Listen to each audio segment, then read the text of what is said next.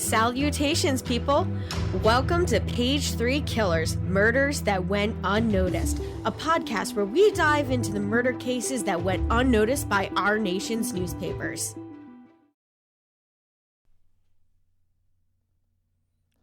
Hi, Shay. Hi, John. Hello, everyone. Hi, guys. Welcome back. And welcome to Page 3 Killers, Murders That Went Unnoticed. Season 2, Episode 42. Yep. Because I forgot. We are almost done with our second season, which is insane to think. And I've already got some stuff planned for next season. Good. It's terrifying, isn't it? Got like half the episodes picked out. I can't wait. But let's get back to like this episode. So this is gonna come out right before Thanksgiving, and then I'm gonna do a live, I think, on Facebook, and post it like Thursday. I'm gonna do it like Thursday morning. Good luck with that. Yeah. Or I might record it tomorrow night. Who knows? Some of us have to do things Thursday Turkey morning. Day is coming up. So this week we are going to be talking about the Kansas City Strangler. And I'm going to be so terrible this entire episode. It's Kansas. And you're not going to pronounce it correctly one more time. Candace. Candace. Yeah, Kansas. Like I have to like pause there for a second and like pronounce it correctly. And the Kansas City Strangler would be Lorenzo Jerome Gilliard Jr. This is kind of an interesting case. I like doing serial killer cases versus like maybe like a spree killer or some of the other ones. I do like doing unsolved cases because I don't know, I feel they're terrifying. The fact that nobody was ever caught for the murders. But this one here, yeah, he was caught.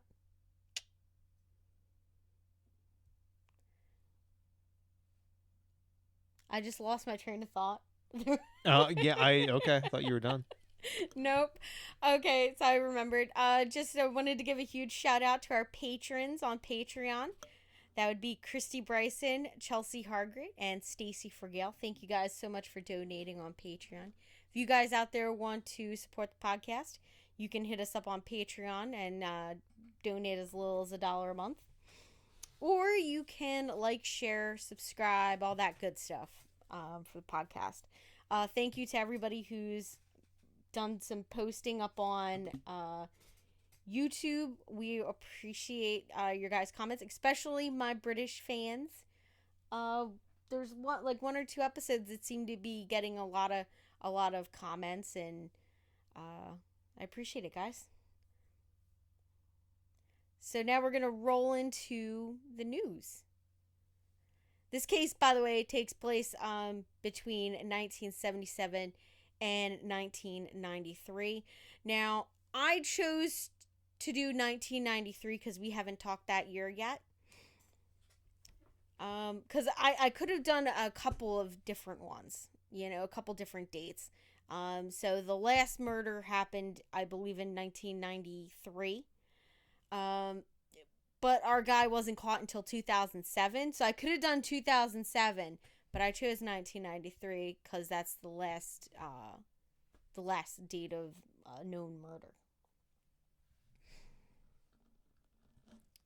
So let's roll into these news topics. So our first one is in July. It's July 19th.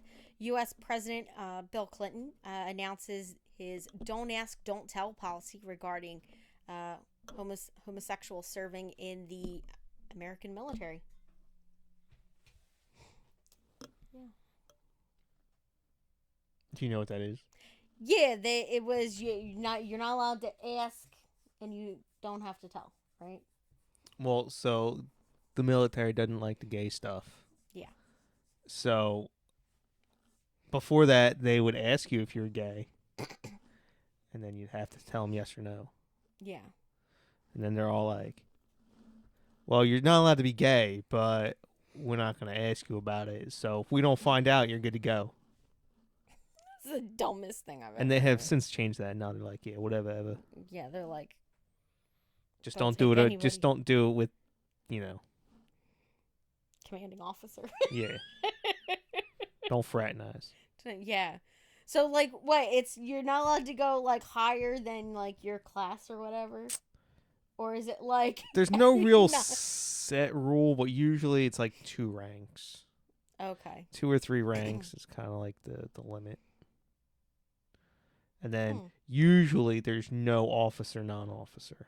So no Okay, officer yeah. enlisted unless it was a like Pre... if you were married to someone And then they joined and then up. and then they became an officer or something. Like you're both Okay. enlisted, then one of them became an officer. Like Yeah. nothing you can really do about that. But if it was a pre-existing relationship, it's fine. Interesting. Well, thank you for telling that. That's why you're here. You're an expert in many things. To know the useless stuff of life. No one will ever find that handy in any situation in their entire life. But they know it now. Do you want to read the next one? Sure. We have child abuse accusations against Michael Jackson, King of Pop. Yep. Evan Chandler institutes legal accusations against Mr. Jackson for sexually molesting his son Jordan, who was 13 years old at the time. And that happened on July 15th. You always forget to, like, read the date. Because it doesn't matter. It kind of No one cares what day it was. You're ridiculous.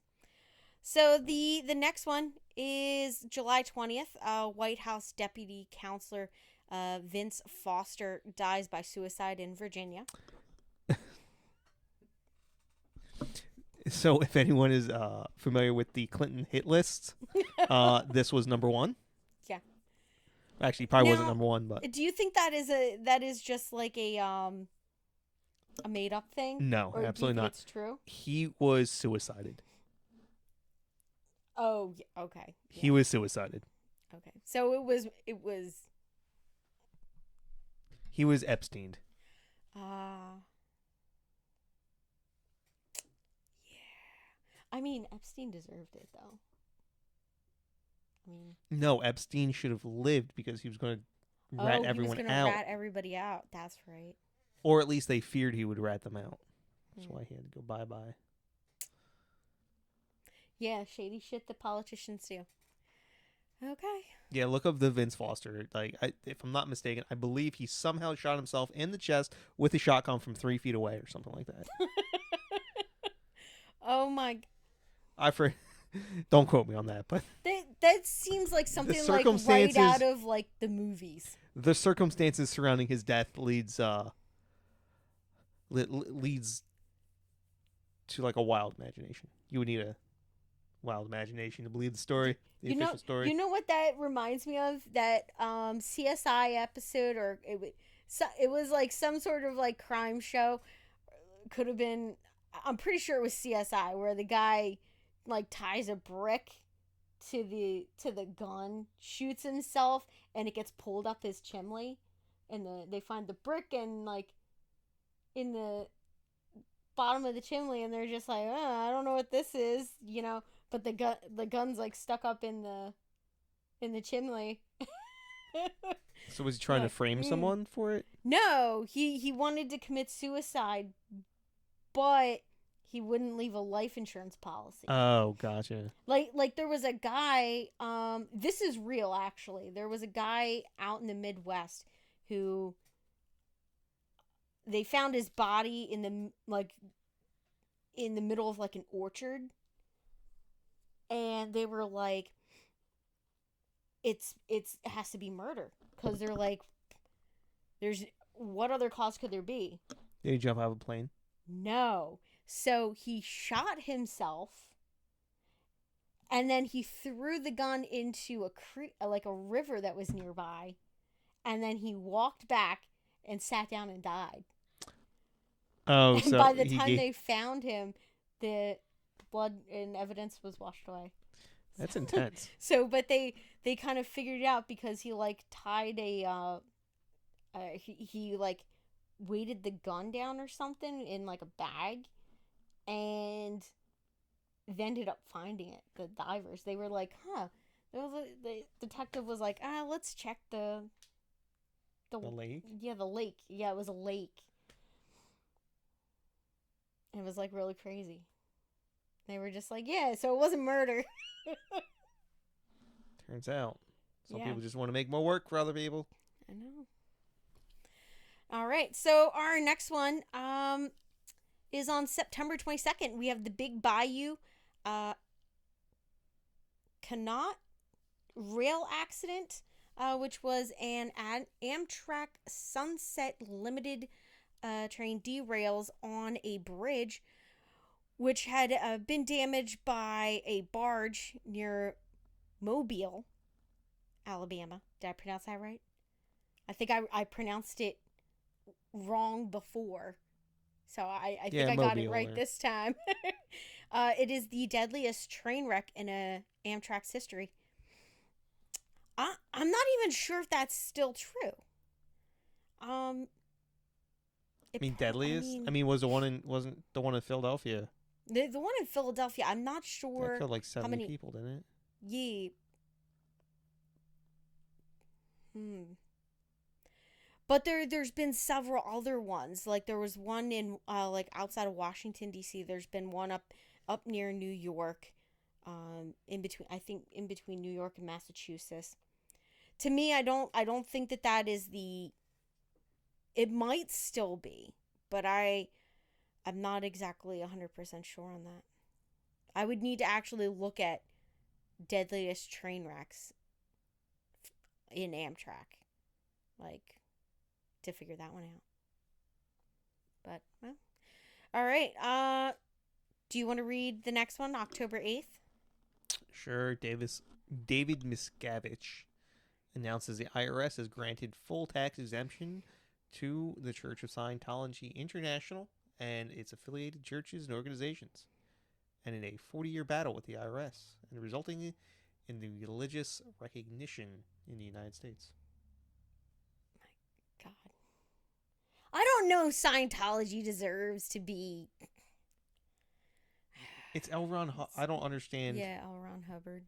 It's not like they hide it. I know. It's an insanity.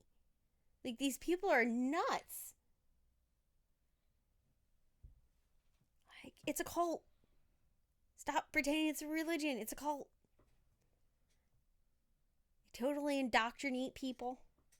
And then they get them to, like, commit crimes such as stalking people that try to leave.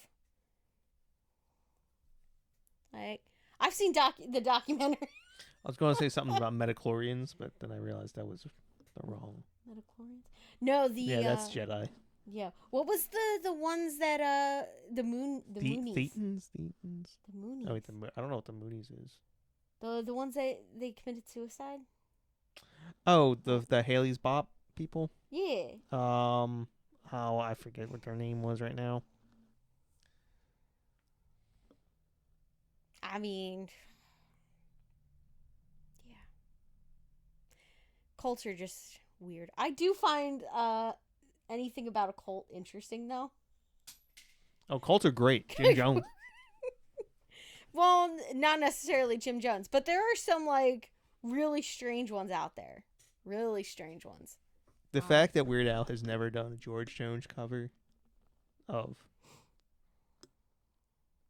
a Jim Jones shocks me. What's that one song? It's like rolling like I'm George Jones. You just changed the rolling like I'm Jim Jones. That's terrible. Yeah, I mean, that guy sucked, though. Jim Jones. Wasn't that in the last episode, though? That was in the news. of our last episode. Twas. Circles back. All right. So our next news story, though, is from October 16th. So back to Bill Clinton. U.S. President Bill Clinton sends 6 American warships to Haiti to enforce United Nations trade sanctions against their military-led regime. I kind of remember this. I don't remember this at all. Like, I kind of remember it. And then I remember raising money for Haiti. Really? Yeah. I remember doing a thing for Kosovo, too. Kosovo was a few years after this, though. Yeah, it was like 98, 99. Yeah, because I remember doing that. We sold lollipops. They were, like, Lollipops for Kosovo? $1. Yeah, exactly. That's what it was called. Clara Barton Elementary School. Fuck you, Bosnia. Yeah.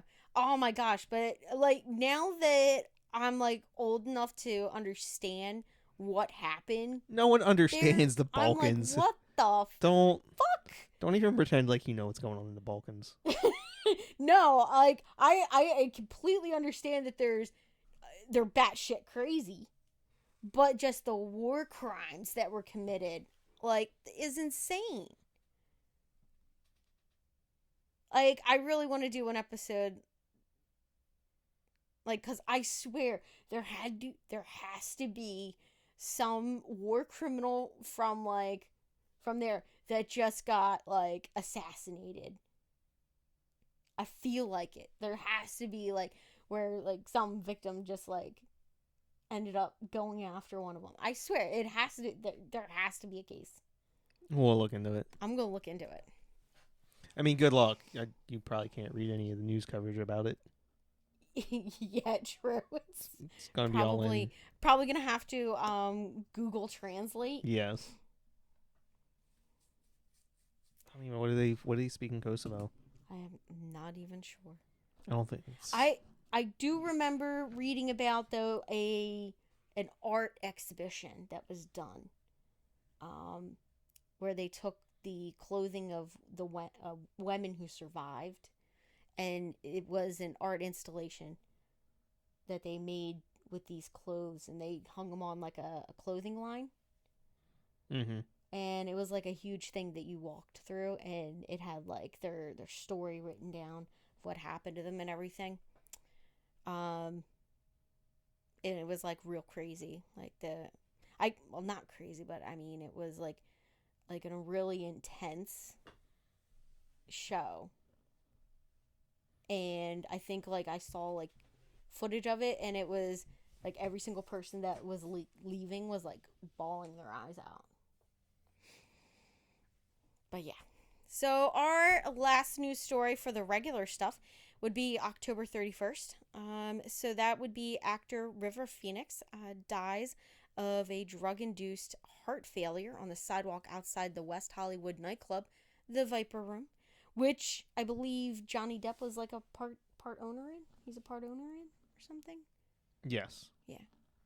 Because there's a couple of famous people that are like own it, right? Yeah. And I think it was just like, and he's not the only one that like. He was also really young. Died there, right? He was like 21, 22 years old. Yeah. And that's Joaquin Phoenix's brother, right? Is it? Yeah. I didn't know that. Yeah. Serious? I'm pretty sure that that's his brother. You're gonna look it up now? Yeah. Well, while John is looking that up, we're going to move on to our CD side for 1993. All right. So our first one. Oh my God, he is. Yeah. See, told you. I did not know that.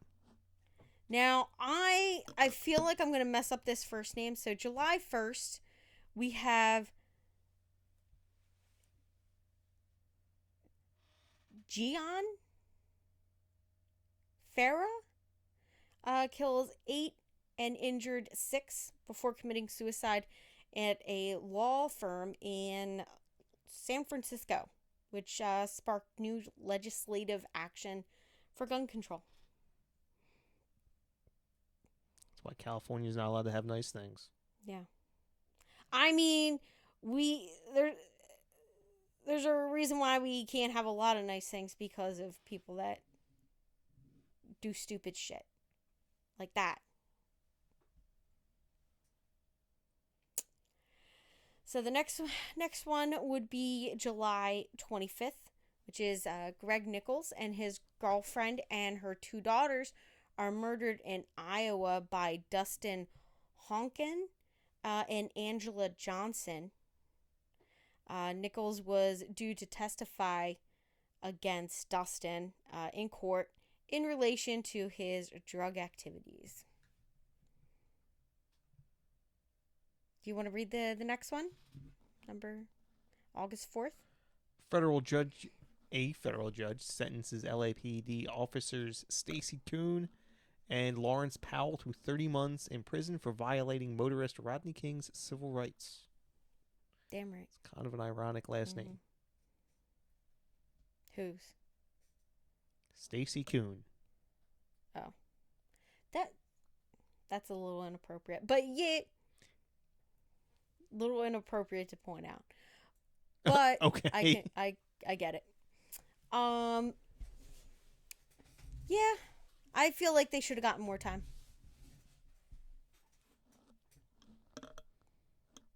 What do you think? More time? 30 months is a long time for police officers to be in jail. Hey, I mean, if you can't handle the time, don't commit the crime. Isn't that what they say? Something like that. And I was just about to say something really mean. So I'm not going to say it. I'm just going to move on. So December 7th. Now this one here is like my favorite news story for the seedy side. All right. So on December 7th, we have the 1993 Long Island Railroad shooting, which occurs aboard a Long Island Railroad train in Garden City Park, New York. Now, as the train arrives at Merlon Avenue Station, passenger Colin Ferguson began firing at other passengers with a semi-automatic pistol. Now, 6 of the victims were killed and 19 others were wounded before Colin Ferguson was tackled and held down by other passengers on the train. Now, his trial was noted for a number of unusual developments, including him dismissing his defense counsel. He insisted on representing himself, and he wanted to question victims on the stand. Now, he ended up being convicted in February of 95 on all 6 counts of murder and 19 counts of attempted murder. And he is currently incarcerated at the Great Meadow Correctional Facility, with his earliest possible release date being August 6th, 2309. So he's never getting out, ever. But I saw a documentary about this. It is so interesting in the coverage of the trial itself. Just the shenanigans. Like, the only thing that I can compare it to right now that everybody, like, might understand that didn't, hasn't heard about the Long Island Railroad shooting, the only thing I can compare it to is the current trial that they just had for Darrell Brooks. Like, that's on the level. The Waukesha Christmas parade. I think it's pronounced Waukesha. Waukesha. Christmas parade murders. That's the closest thing that I can compare it to. This guy was insane, though. Like, I mean, like, legit. Like, Just crazy. All right, so now we're going to get into our topic. Don't tell me what to do. John's all looking up Kosovo now. So, did you figure out what language they speak there? What is the... I'm not 100% sure. You're not 100% sure? All right. Well, we're gonna move on. We're gonna start talking about the Kansas City Strangler. All right. Bosnian, Turkish, and Romani. Okay, yeah, that makes sense. Oh, I'm sorry. But mostly Albanian and Serbian. I actually know some Albanians. And I think we have one client who's Serbian. I know we have a lot of Turkish, so I might be able to get some of that translated. Oh, fantastic. Nice. Be like, hey, listen, I know this is kind of morbid, but can you translate this for me? All right, so Lorenzo Gilliard was born in May of 1950 on May 24th. And he's an American serial killer out of, obviously, Kansas City. Now, he was a former trash company supervisor.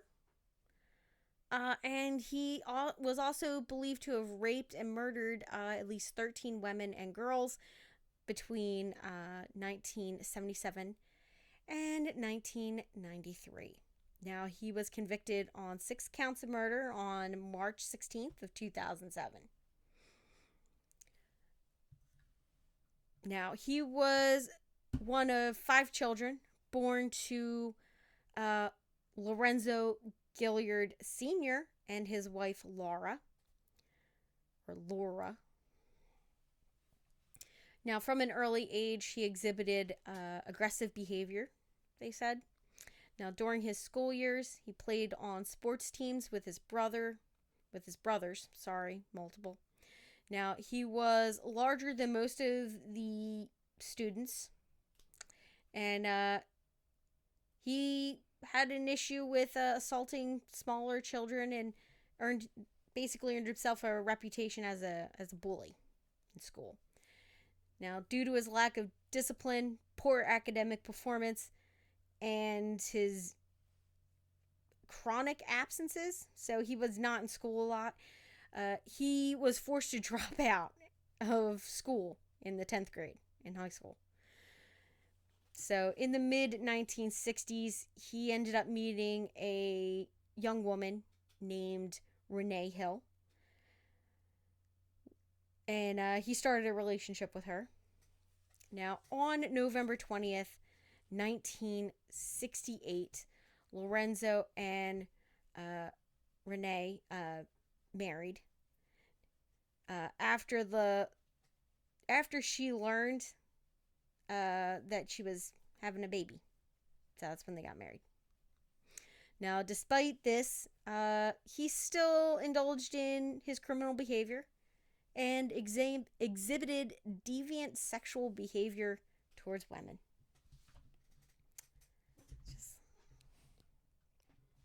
Just the man her mother always thought she would marry.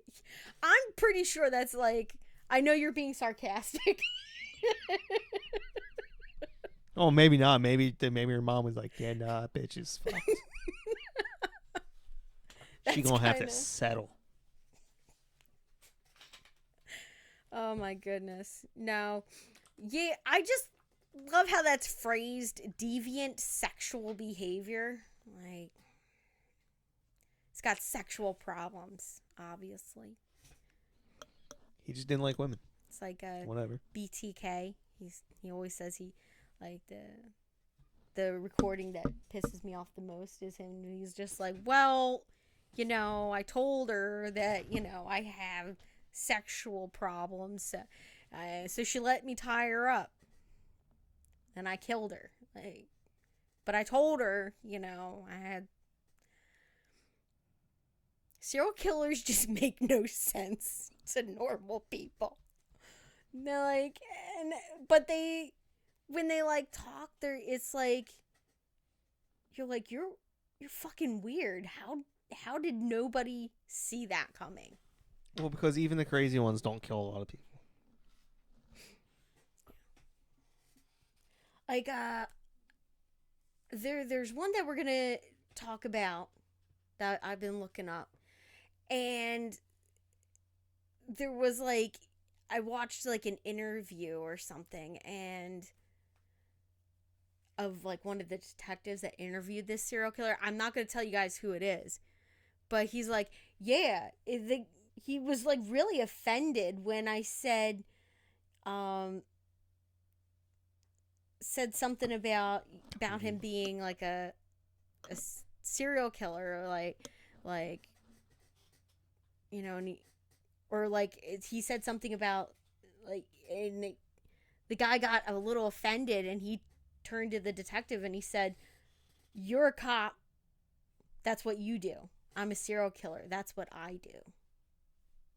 Like, and he's like, but he was just, it was nonchalant. And he's like, I just don't, he's like, it was kind of weird. Because the guy, he like acted like there was no other way to be than that. Which is crazy. And I guess that's why he does what he does, is because he's crazy. Because I don't think anybody in a sane state of mind that's able to like empathize with another person would be able to do that, obviously. See, I'm too empathetic to people. Like, so You keep on telling yourself that, babe. I have a lot of empathy for people. I'm a very good listener to people, except maybe you. But you ignore Maybe you me should listen too. to me when I tell you to clean the kitty litter. Maybe you should listen to the cat when she tells you.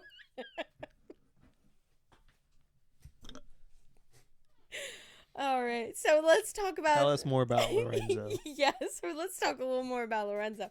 So in January of 1969, Lorenzo was arrested on charges of assault and rape. So basically, he attacked a girl that he knew. Now, he was later released when a reconciliation agreement was reached between him and her, obviously. Now, the victim retracted the charges after Lorenzo apologized to her. Now, in 1970, his father, Lorenzo Sr., was convicted of rape. So I guess this runs in the family. I'm guessing. I'm not sure about the two other brothers. They might have been on the straight and narrow. But obviously not Lorenzo Jr. So 2 years later after that, Lorenzo gets himself arrested again for the same crimes, rape and assault. And he commits this on another woman, with the victim claiming that he had choked her into unconsciousness, which is a step up from what he did in the last one. Now, she identified Lorenzo as the culprit from a lineup, but her testimony was considered questionable, and basically the DA dropped the charges. Yeah. So, right now is like the start of like a profile of the behavior, and none of like the first one's,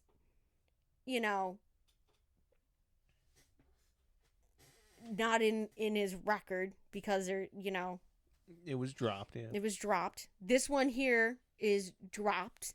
So right here they could have stopped it at this point, But nope.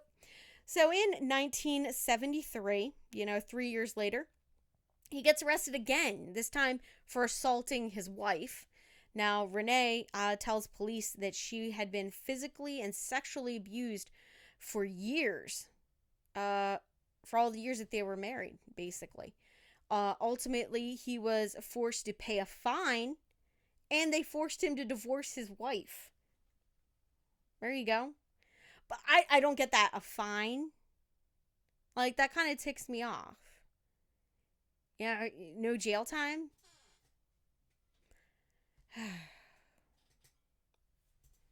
Kansas, what is wrong with you? Just that, I'm throwing that out there. Now, in February of 1974, the next year, he's arrested again. This time for the rape of a 25-year-old exotic dancer.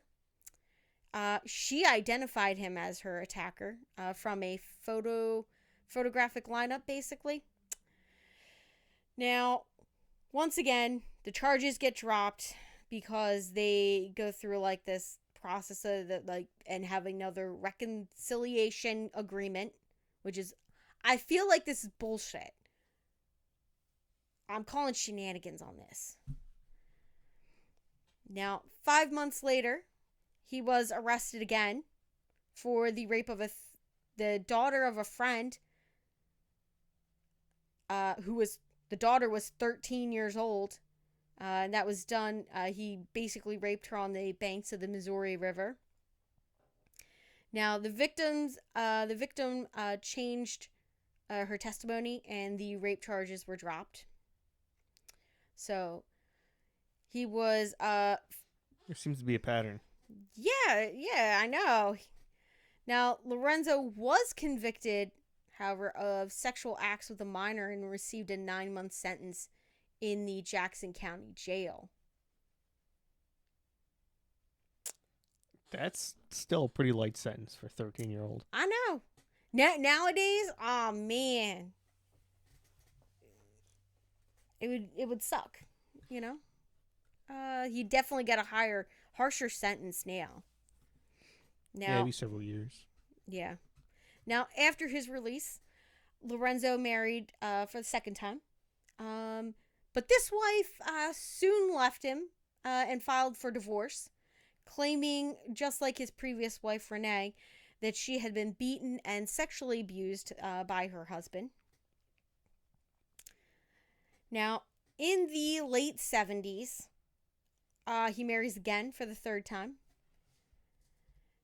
In 1979, Lorenzo was arrested on charges of assaulting a young couple. Now, he raped the female and threatened to kill her fiance. Now, even though the victims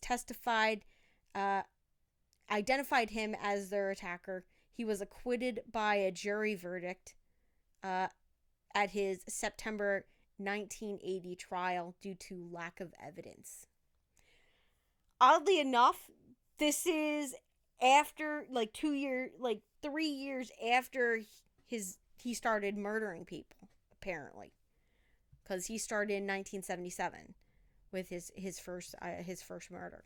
Like, I mean, I don't blame the guy for not stopping. Look at him. He's on a roll. Yeah, he's getting away with everything.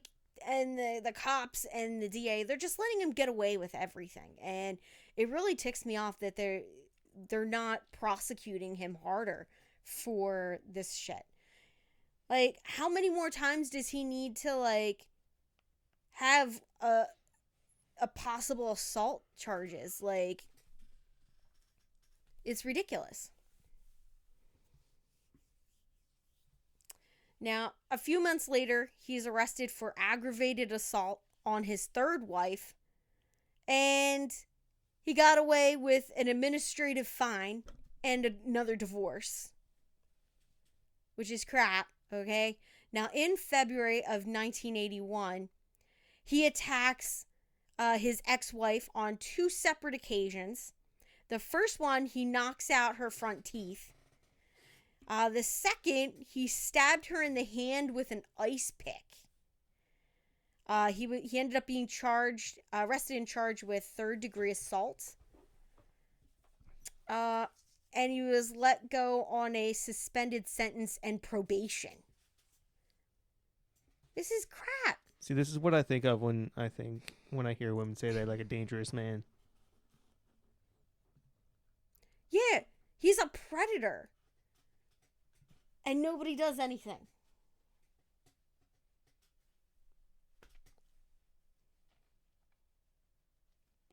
You agree it's crap, right?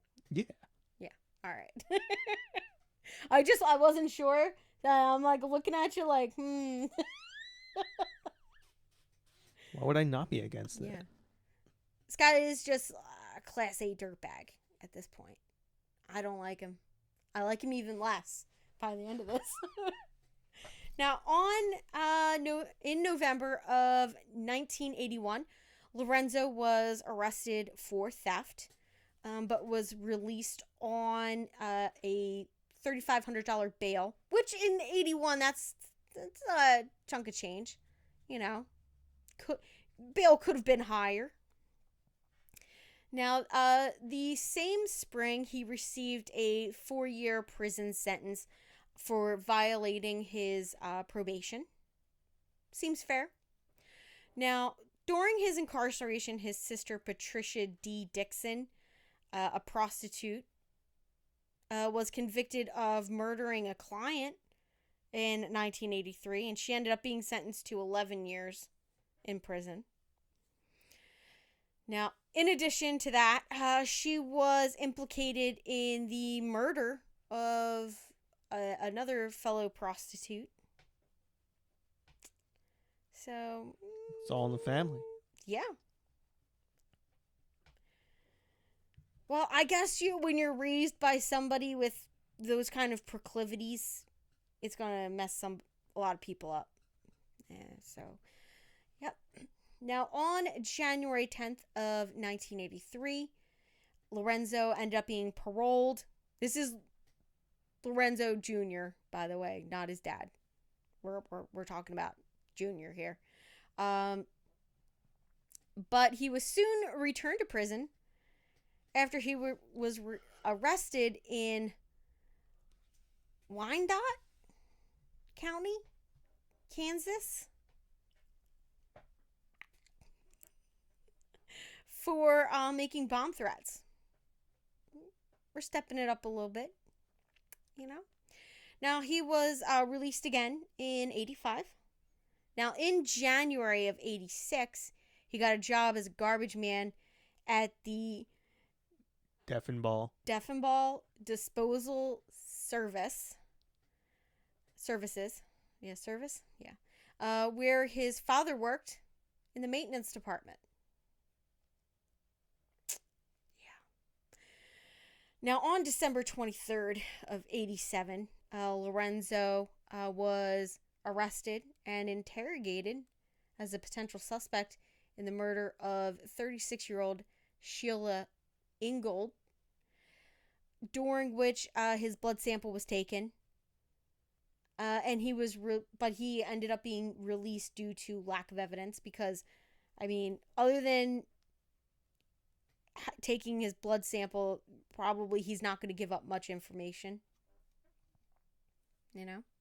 Now, in 91, he marries for the 4th time and was promoted to company supervisor, granting him control over several garbage disposal teams in various parts of Kansas City. Now, in July of 1996, Lorenzo's neighbor went to the police and claimed that she had been sexually harassed by him since September of 95. Now, no charges were brought against him in that case, and the woman moved away from that area soon after. Now, aside from this incident, Lorenzo isn't known to have committed any crimes after 1993, with his friends and acquaintances speaking of him in a positive manner. So, all that goes down. Now, in 2001, the Kansas City Police Department receives basically a multi-million-dollar federal grant, all right, for them to open up a whole bunch of cold cases and re-examine them using the latest DNA technology, all right? So after examining the blood samples taken from Lorenzo Gilliard, the investigative team conclusively connects him to the murders of six women in the area that were unsolved, including the murder of Sheila Ingold, which he had been suspected of committing back in '87. Now, in addition to this, he was also linked through circumstantial evidence to the killing of at least six more women killed between 1977 and 93, January of 93. Now, all of them were between the ages of 15 and 36 and were strangled with various items, including nylon stockings, laces, like shoelaces, and wire. Now, the bodies were found dumped in various areas around Kansas City. Landfills, basically they were found in landfills, snowdrifts, abandoned buildings, vans, fields, and parking lots. Now, all the victims except for one were known prostitutes. 9 were found either fully or partially naked, and 11 were sexually assaulted. Now, the murders were considered unrelated until 1994, when police forensically linked two of them to one another, and then they thought, "Ooh, maybe there's more." Now, as a result of that, Lorenzo was arrested on April 16th of 2004 and charged with 12 counts of first-degree murder. So, after his arrest, Lorenzo was charged with the following murders. He was charged with Stacey L. Swifford, who was 17. Can you stop playing with the iPad? It's rude. Guys, can you believe this? This man over here is playing with YouTube. You're rude. You're rude. Put it away, please. It is away. No, it's still up and on. Okay, we'll continue reading. So, Stacey L. Swifford, 17, was last seen alive on April 10th of 1977. Now, her body was found a week later in a vacant parking lot, and her body showed signs of suffocation, so she was strangled. And the investigation determined that she had recently arrived in Kansas City, and she was a homeless transient, basically making a living off of prostitution in that area. Our next victim was Gwendolyn Kaizen? Yeah. She was 15 years old. She was found strangled on January 23rd, 1980. Now, one day after her father reported her missing. Now, when she was found, her neck and wrists were tightly wrapped with wire. It was later established that she was a prostitute and that she was last seen by her parents the week prior to her being found. The next victim would be Margaret J. Miller, 17 years old. She was found strangled on May 9th of 1982. So, like the previous victims, she earned her income through prostitution. Now, Catherine M. Berry, who was 34 years old, she was found in an abandoned building on March 14th, 1986. Now, she had a stocking tightly wrapped around her neck, and she was mentally ill, and she is the only victim to not be a known prostitute. Now, she often spent time associating with marginalized people in society as a runaway who slept in homeless shelters. So, That's how she met a lot of people. The next victim was Naomi M. Kelly. She was 23 years old. She was found strangled in a park on August 16th, 1986. Now, she was a student at a business school and a single mother raising 2 children. Police investigators uncovered that she had been forced to engage in prostitution due to financial issues. Now, Lorenzo, I had it written down, her killer, we know it's Lorenzo, used a towel to strangle her. And then he left that near her body.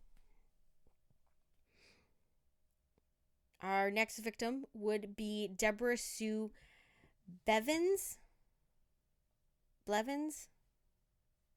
She was 32 years old. Found strangled on November 27th, 1986. Now, her completely nude body was found in some brush next to a church. So the next one is Ann Barnes. She was 36 years old, and she was found strangled near the city center on April 17th of 87. Now, she was an exotic dancer and prostitute who worked at a local establishment. His next victim would be Kelly A. Ford, a 20-year-old. Now, she was found strangled on June 9th of 87. Now, she was found almost completely nude. And she had been dumped at the edge of a cliff near one of the city's parks. Now, it was later found that she was a drug addict and known prostitute working in the area.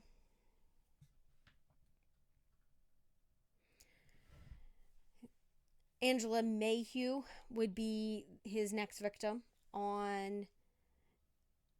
She was found on September 12th, 1987, and she was 19 years old. Now, unlike the other victims, Angela was found fully clothed on the side of a road. Now, despite being a prostitute, there was no trace of sexual assault that was found during her autopsy. Then we have Sheila Ingold, which is the murder that he was questioned on because they found it suspicious, So she was found strangled on November 3rd, 1987, and she was a prostitute. She was found inside of an abandoned van near an auto shop in Kansas City.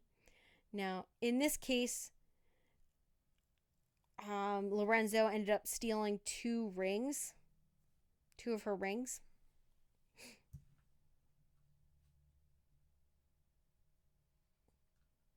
All right. So I'm hoping I don't butcher this. Carmeline? How do you think that's pronounced? Carmeline? Yeah, all right. I got it the second time. Renee Hibbs, 30. She was 30 years old. She was found strangled on December 19th of 1987. Her partially nude body was found in the parking lot of an apartment building. And I believe this is either the second to last. Yeah, I think this is the second or third to last. So we have Connie Lynn Luther. She was 29 years old, and she was found strangled on January 11th, 93. Now, Connie Luther was a prostitute. Now, she was found in a snowdrift with a noose made of laces tied around her neck. Now, on June of June 23rd of 2006, following the results of a DNA of the DNA test that they ran on these old cases. Lorenzo was charged with an additional murder, which was Helga Kruger, and she was 26 years old. She was found strangled with a towel in Kansas City in February of 89. And she was an Austrian immigrant. Now, she had been and she was a convicted extortionist. Now, police found no links pointing towards her being in the prostitution business. Lorenzo was also considered a possible suspect in the 1987 murder of 21-year-old store clerk Paula Davis, whose body was found dumped in nearby Ohio. All right, so he ends up getting arrested for all of these crimes, and he goes to trial. So in January of 2007, his attorneys were able to negotiate an agreement with the Jackson County District Attorney's Office. Now, in exchange for dropping the death penalty off the table, their client, Lorenzo, would agree to a trial without a jury, which began on March 5th of that year. So Lorenzo was tried on 7 first-degree murder charges. The prosecution focused mainly on DNA evidence that criminal forensic experts showed he had sex with the victims around the time that they were killed. Now, the prosecution attorney, Jim Cantazar, said in an open statement to the court, you want to read that? It's highlighted in red. All the victims have several things in common. All were found dead during the same 1.5-year period. All were left secluded or obstructed locations. All were strangled. All show signs that they were involved in a struggle, and all were missing their shoes, and all but one showed distinct signs of sexual intercourse. Yep. Now, throughout the following proceedings of that trial, Lorenzo refused to admit his guilt and insisted on his innocence.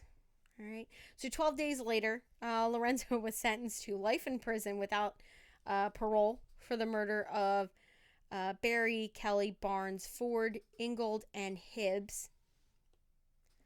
Now, he was acquitted of killing Mayhew, since only human hair and no semen was found on her body. The results of the DNA analysis of the hair was inconclusive.